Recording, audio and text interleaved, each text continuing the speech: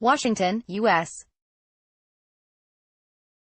Secretary of State Mike Pompeo is calling his recent trip to Pyongyang a success, but experts experienced in negotiating with Pyongyang remain unclear what he achieved in his meeting with North Korean leader Kim Jong Un. Pompeo made his fourth trip to Pyongyang on Sunday and met with Kim to discuss steps North Korea is willing to take toward denuclearization and to prepare for the second summit between President Donald Trump and Kim.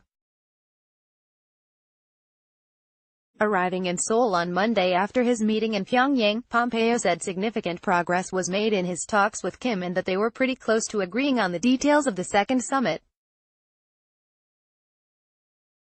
Pompeo also said Kim agreed to open North Korea's Pyongyang nuclear test site and Sohae missile engine site to international inspectors.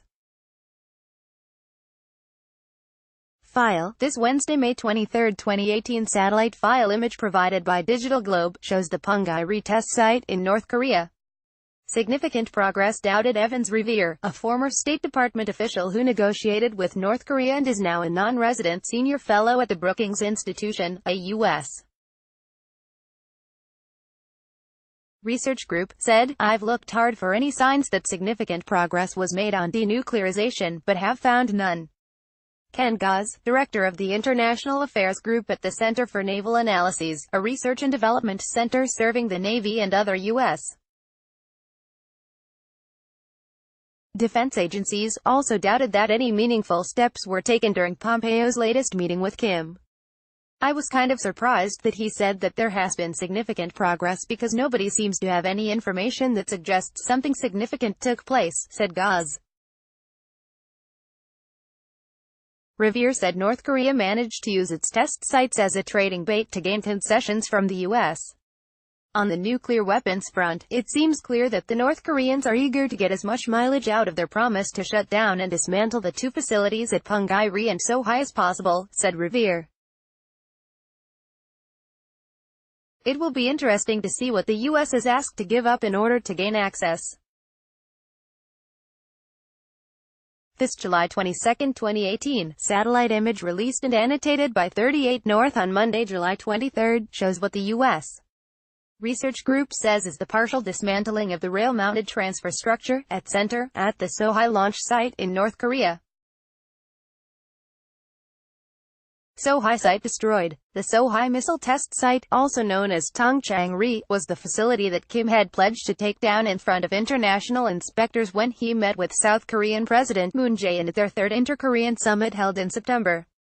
The Pyongyang site consists of underground tunnels where North Korea conducted all of its nuclear tests. In May, North Korea blew up the tunnels to show its commitment toward denuclearization as foreign journalists observed the destruction. Christopher Hill, a chief negotiator with North Korea during the George W. Bush administration, said Kim needs to propose something more meaningful than dismantling the Pyongyang site. "We all agreed or understood that Pyongyang was nearing the end of its shelf life," said Hill. "I would like to see some progress in terms of their acknowledging what they have and discuss plans for shutting those things down, rather than just choosing things on their own." Gary Samore, the White House coordinator for arms control and weapons of mass destruction during the Barack Obama administration, however, believes Washington and Pyongyang moving toward the second summit indicates that progress was made at the Pompeo's meeting with Kim.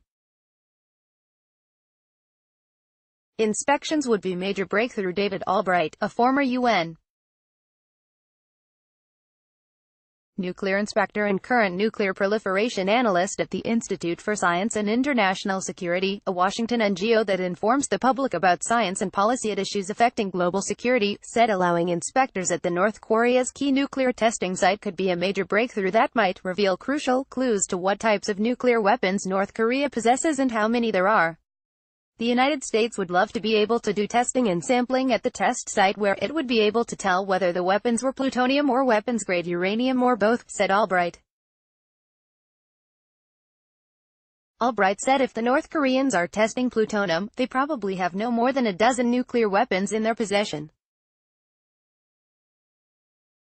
But if they are testing weapons-grade uranium, the number of nuclear weapons they have might range from 20 to 60. The big variance on the assessment, according to Albright, results from not knowing if they are using weapons-grade uranium and how much they have used.